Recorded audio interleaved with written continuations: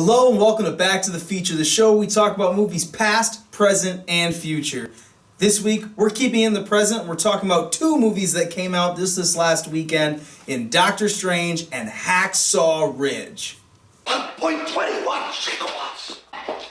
What the hell is a gigawatt? So the first one we want to talk about today is a non-spoiler review of Hacksaw Ridge. I just had the pleasure of seeing this one last night, and it is as fantastic as everyone has been saying about this movie. Hacksaw Ridge tells the story of a young man named Desmond Doss who enlists in the army, but because of his beliefs, will not carry a weapon. So he decides to become a medic and just save lives instead of taking them. Don't you figure this war is just going to fit in with your ideas? While everybody else is taking life, I'm gonna be saving it. And that's gonna be my way to serve. This movie has been getting some really good critical buzz so far, and as I already said, it is definitely true.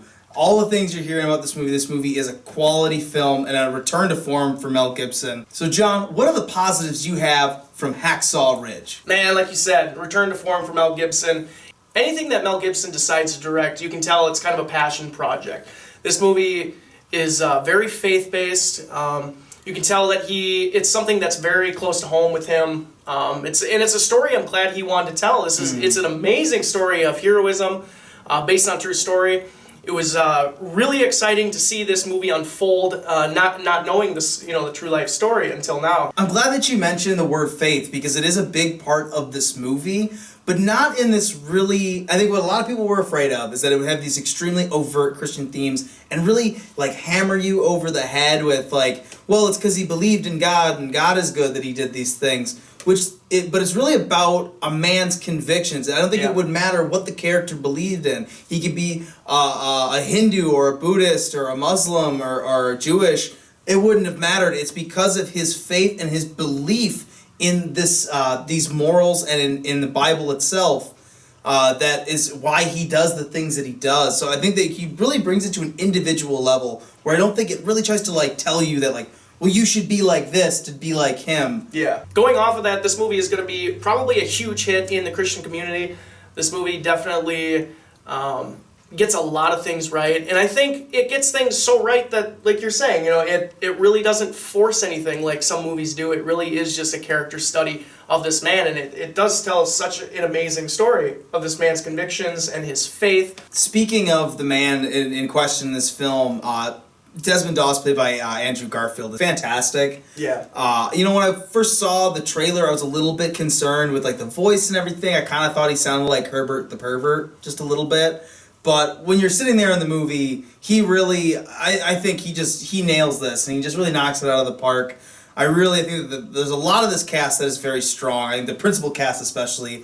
Him, Teresa Palmer gives her best performance I think I've seen.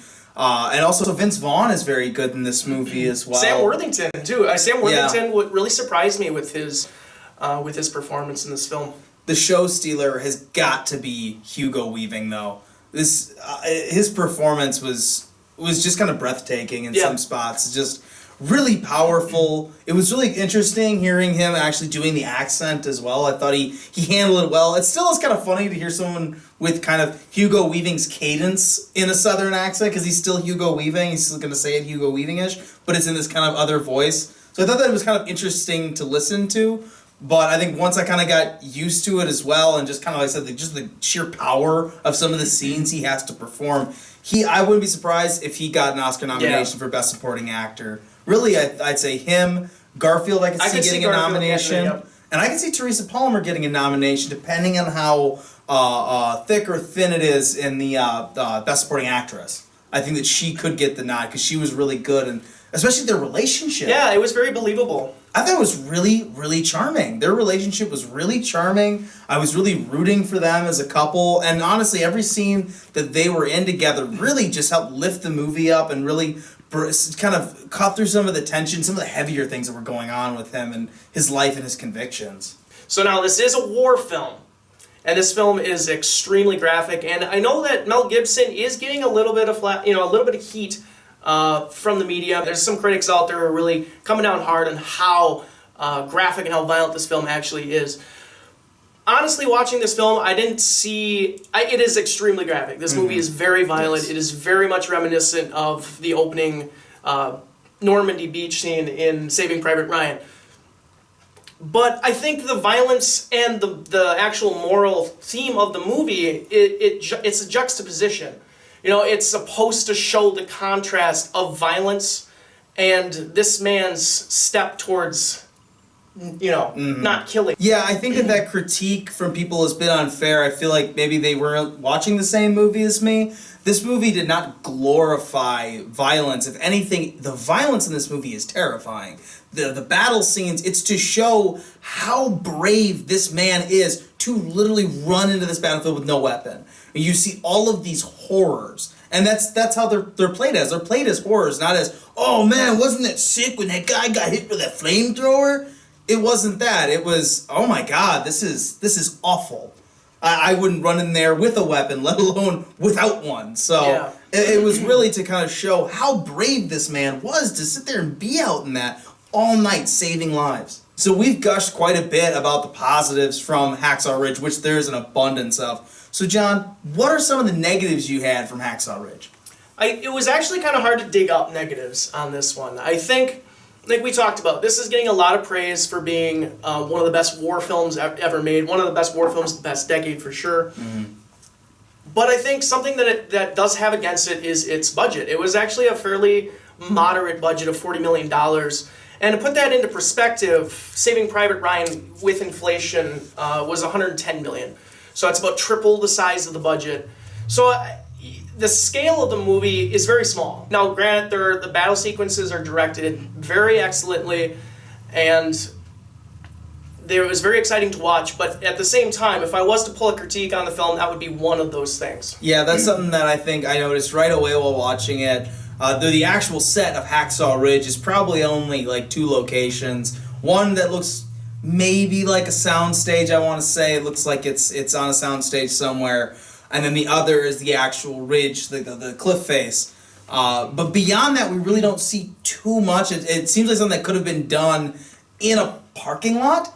It really seems small in some spots, and I think it definitely has to do with the budget. I think it makes sense. They don't want to gamble too much on Mel Gibson. Him just kind of coming back, kind of into the Hollywood scene again. I know he's done little things like Machete Kills and other little things in Bloodfather. Yeah.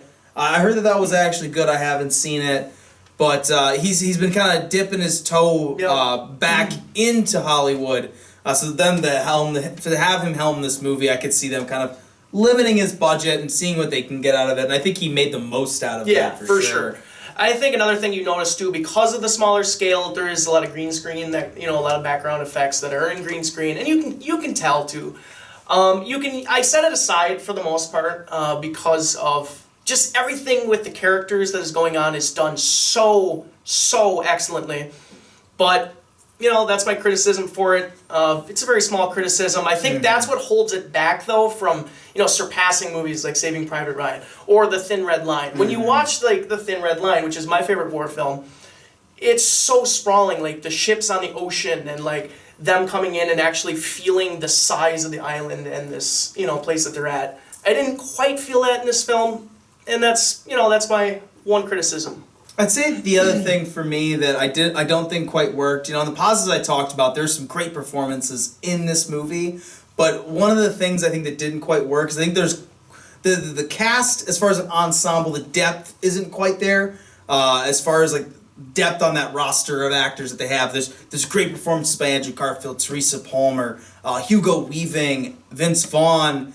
I thought Sam Worthington was okay. I don't think they really challenged him too much. He was fine, but like I said, the difficulty level in what he had to do was not too great, but he was solid. And I think after that, it really kind of, there really isn't any more noteworthy performances as far as the ensemble goes. And kind of tying in with that, there's also the fact that I feel like some of the supporting characters didn't quite get enough. I think that one of the biggest things, like when you're watching Saving Private Ryan, is that you've spent some time with these guys, so when that final scene comes and they're defending that city and defending Private Ryan, whenever you lose one of those characters, it feels like a big moment, and I didn't quite get that with some of the guys. Like, it's great to watch Andrew Garfield go and save them, but it really didn't quite just the characters, I didn't quite care about them enough. We've talked about the good, we've talked about the bad. Now it's time for final summaries and grades, which can be the ugly, but I don't think that'll be the case today. John, what's your final summary and grade for Hacksaw Ridge? Hacksaw Ridge is a harrowing film on faith, heroism, and personal convictions. The movie is expertly directed by Mel Gibson, who is returned to form. I'm glad to see him back. The performances are all excellent. Andrew Garfield, Hugo Weaving as major standouts. I expect to see them come Oscar time. I think definitely some Oscar nominations for the two of those guys. I think that this will be considered a monumental film in the Christian community, and I think it's just one of the best examples that we've gotten of what the faith should look like. I think what really surprised me with this film is that I think first and foremost, this is a biopic of this man's life.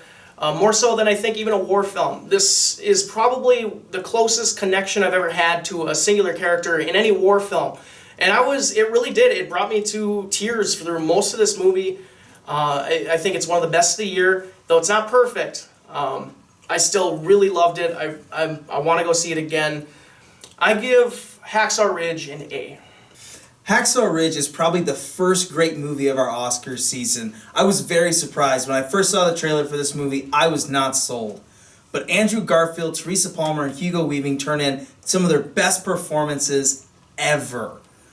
This is a very well-directed movie and a very interesting war film / biopic. Though I feel like some of the characters get short shrift and that the sets themselves feel a little small, this movie has an amazing emotional heartbeat that keeps you captivated to the screen and makes you think about the characters long after the movie's over. I give Hacksaw Ridge an A-. So the other thing we want to talk about today was another movie that came out just recently, and Doctor Strange. If you guys haven't seen Doctor Strange yet, turn the episode off right now. You can see our non-spoiler review on YouTube at BacktotheFeature, because today we're going to go to the nitty-gritty and talk about spoilers. So you've been warned. You've been warned. Spoilers ahead. So John, what did you think of Doctor Strange? Doctor Strange was fantastic. I really enjoyed Doctor Strange. I think this is one of the better... Yes, okay. Let's just throw some of the things out of the way right away. This film does have some tropes. It has that superhero origin story that everyone's used to seeing. But what they do inside of the film is so unique, so creative, and so fun. And I didn't care. I didn't care that I was seeing the same thing. Because, honestly, Marvel has kind of been doing that. And everyone seems to love all their movies. I do. They've been doing it a lot longer than they've been making movies. If you look at the comic books, I mean, I think that's why this happens. Is because if you look at the origin story of Iron Man and Doctor Strange and compare them in the comics, they're very similar as well. It's, you know, either someone gets hit by something radioactive, bitten by something radioactive, has some weird radioactive accident, gets hit with cosmic rays like the Fantastic Four, whatever, what have you. It's always a really similar thing. And I mean, it's still a critique, you know, because you are sitting and watching these movies, you know, in and out, and like I said in our non-spoiler review, yeah, the framework is something that is rote and something that we have seen over and over and over again, and it's very familiar, but like you said, the elements of that, I mean, just the way that, like, I mean, just from that opening fight scene with the Ancient One, where she's trying to stop Caecilius, where they go like fight on the side of a building and she's like changing like just reality, like how the building is like it's just moving everywhere and folding in on itself. I mean, those images, I haven't seen anything like that. And I think everybody, when they saw the trailer, was like, oh, it's like Inception. But no, if anything, Inception was boring compared to what they do. He just made one street do this, and they walked up it. That's so tame compared to what they do. Especially when you get to the end of the movie, and he's running from Caecilius. Yeah. And he's, like, jumping and, like, falling through, like, all these different levels, but it's like an M.C. Escher painting come to life. That's the best way to explain it. It's like falling into like a kaleidoscope. That scene when he's actually goes to the Ancient One and gets some of the, you know, like when she first is like pushes him out into his spirit form, and then he goes through that entire like mind trip through space and time. Honestly, this movie probably demands that you listen to Dark Side of the Moon while watching in reverse with a big bag of weed. It's pretty much begging for it. So, John, what's your favorite scene from Doctor Strange? Oh man, I think we're probably on the same page in this one, and it's the climax. And it's not just the same scene. There's like 3-4 scenes that just keep going. The entire climax was so fun, so creative, so visually striking. It was just kind of like, I can't even believe that I'm watching all this stuff right now. I think it's really awesome when they show up there at the end, and he's got, he pulls out the Eye of Agamotto, and he like activates it, and he just starts reversing time. Which we find out that this is the time gem. The Eye of Agamotto is the time gem, which is a really... we knew we were going to probably get an Infinity Stone in this movie, so I wasn't surprised. I think it's a cool way to kind of use that, but of course we know what's going to happen now at the beginning of Infinity War. That's another thing that I really loved about this film. We talked about it when we walked out. This was the first time we've seen an Infinity Stone used as something other than just power. Raw, power that you can't really control. Even Vision doesn't understand his stone or even have full control over it. Whereas this one actually has a use. It actually has a function. It actually is, you can control time. I really like that idea where they talk about how, like, the relics, like, choose people. Yeah. I kind of like, that's kind of like the Walden chooses the wizard, Harry, kind of thing to it, which I think is cool. But I love the cloak. The fucking cloak levitation is awesome. Like, the fact that it's sentient... where it's grabbing that one dude, like beating his head off the ground. I laughed, not way too hard, but I laughed a lot at that. More than maybe I should have. But it was just funny. And I actually thought it was kind of creepy how it was like standing there waiting for him. Like, I just murdered this person for you. Like, I love that. I love that it's just waiting there. It's not going to fly around and look for him. It just sits there and waits, and he just grabs it. Like a total badass and flings it on. After watching that, I kind of want the cloak to be like voiced by Joe Pesci. Am I wrong in that? Guys, tell me in the comments. Going back to your favorite scene that you mentioned, talking about just kind of that end climax of the movie, and this movie really does pick up speed as it goes along and really hits a great fever pitch. It's a great climax. That scene where everything is moving in reverse. He reverses time with the Eye of Agamotto, and as it's going in reverse, these sorcerers are able to move within it. He's able to kind of like release people to not feel that time. And it's a really excellent fight scene where like things are being put back together and they're using these really fun ideas where he pushes someone into a wall and then the wall starts forming around him. They're using the fact that like parts of the buildings are falling in real time, that they're reversing and putting themselves back together. They're able to climb up using like the parts that are coming back together. It's those ideas that are just so interesting. It's something that I've never seen that before. I've never seen a movie do that. There's so many little things going on in there too. Like there's some brutal stuff happening in there. Like Wong, like when the stuff comes up, he's like impaled. I was surprised by that actually. Yeah. I was really surprised. Or like if you notice too in the scene, there's actually a woman like that was ejected through a car and like there's a lot of stuff going on. Like there's probably way more that we didn't even catch in our first time around. Yeah, for sure. But yeah, I was surprised by that. I was very surprised by like some of the kind of more brutal things that happen in that ending scene, which leads up to I think one of my favorite scenes. And honestly, another thing this movie does that's so interesting is that he does face off with Dormammu in this movie, which Dormammu isn't in a like a human type form. It's this really like psychedelic image. It's also voiced by Benedict Cumberbatch, so that was kind of cool to have him do the evil voice and then be Doctor Strange. But he traps Dormammu in this time loop and just kind of keeps coming back and back and back like this fly buzzing around his head, just torturing him because Dormammu was just killing him over and over and over again, just becoming this annoyance. And that was a lot of fun to kind of watch this little Groundhog Day like scene kind of at the end of this movie. It might be kind of Edge of Tomorrow. Yeah, and it is so refreshing to see a movie that doesn't end in a sky hole. Oh, like yeah. There's no CGI monsters that just like come in droves and they've got to like kill them all like every superhero movie now.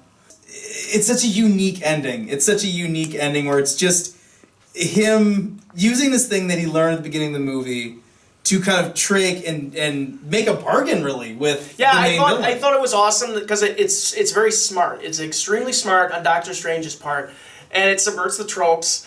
And it's hilarious, like all at the same time, like it's climactic, it's funny, it's hilarious, but it's also like a really awesome character moment for Doctor Strange as well. Alright guys, there's a lot of confusion with some of the Easter eggs that happened in this movie. One specifically leading up to the car crash scene. He's checking his voicemails, and he has a couple voicemails on there, and there's a few Easter eggs in there, and a lot of people are confused about one in specifically about the 35-year-old Marine colonel who has paralysis in his legs using experimental armor. Everyone thinks that this is Colonel Rhodes, aka War Machine. Yeah, if you look at what is said in that scene, we find out it's a 35-year-old Army colonel who injured himself using some sort of experimental armor. And what we're thinking is that this is actually not Colonel Rhodes, who would be actually much older than 35. This is supposed to be the repercussions of Civil War. Now, the thing that I found to be interesting, as soon as I heard it, the thing that I thought is like, well, why wouldn't they just say Colonel Rhodes or War Machine or an Avenger? I mean, an Avenger being like, someone who do surgery, that's a very high-profile thing that falls right into what Doctor Strange would do. You would get so much fame and accolades, like, oh yeah, you're the guy that fixed War Machine's spine. So for them to not mention that over the phone, I thought was weird already. Like, they would name names. People know who these people are. Yeah. At this point, if it's supposed to be happening during Civil War. So I think that what it is actually in that scene from Iron Man 2, you see that hammer guy, testing that armor, he spins all the way around. I think it's supposed to be that. Yeah. Is my best guess. And that would make sense in the timeline, too, that this would be taking place simultaneous to Iron Man 2, which is, a couple years before the Avengers. It came out in 2010. So yeah, 2 years before the Avengers happens. But a lot of people were confused with, he went and got all of his training done with the Ancient One in a span of, a couple of weeks or a month? Yeah, that's one of the things in the movie that I really wish that they'd been more specific about was when this stuff is happening within the greater Marvel universe. I think it would have been nice to kind of know, how long did he train to become, a sorcerer? How long was he, even searching for answers to what happened to him? So it would have been nice to see. I have seen actually one of the plaques in his house actually says 2016. So it really does throw this timeline off. So there could probably be a lot of answers to a lot of these Easter eggs. And I guess we'll probably have to wait and see if they ever give us any kind of real time frame on when these things are supposed to be happening within the MCU. So of course we need to talk about the end credit sequences. I think both these scenes for the end credit sequences, we're so used to seeing at the end of Marvel movies. Some are better than others. These two were both great. Gets me really excited for Thor Ragnarok. Yeah. The first one involves Thor going to Doctor Strange to help look for Odin. I think we've seen from some of the set pictures already where that scene is, and that is going to be in Thor Ragnarok, that him and Loki are going to go look for Odin, who looks like a hobo or something in New York.